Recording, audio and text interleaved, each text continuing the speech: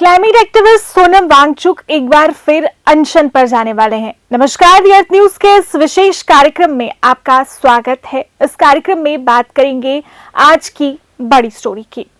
Climate activist Sonam Wangchuck ने सरकार की बेरुखी से नाराज होकर एक बार फिर से आंदोलन करने का ऐलान किया है।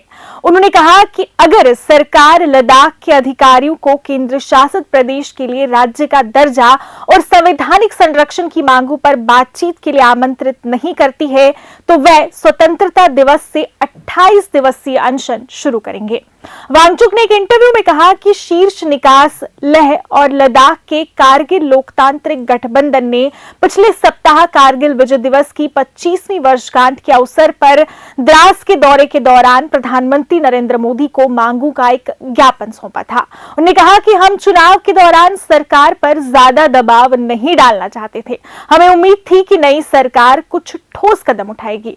अगर वे हमारी मांगों पर गौर नहीं करते और हमें बातचीत के लिए नहीं बुलाते हैं तो हम 15 अगस्त से एक बार फिर विरोध प्रदर्शन शुरू करेंगे। मार्च में वांगचुक ने लद्दाख को राज्य का दर्जा देने और इसे संविधान की 6ठी अनुसूची में शामिल करने की मांग को लेकर 21 दिन का अनशन किया था, ताकि पारिस्थितिकी रूप से संवेदनशील क्षेत्र को लालची उद्योगों से बचाया जा सके।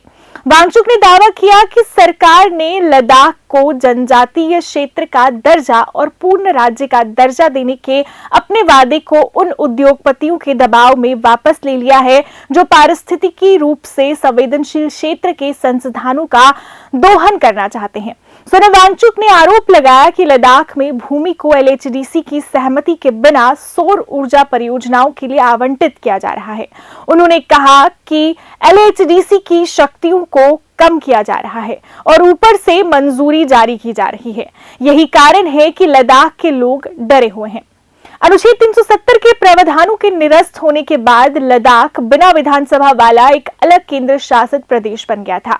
हालांकि अब इस क्षेत्र का प्रशासन पूरी तरह नौकरशाहों के हाथ में है और लद्दाख के कई लोग मांग कर रहे हैं कि केंद्र शासित प्रदेश को 6ठी अनुसूची में शामिल किया जाए।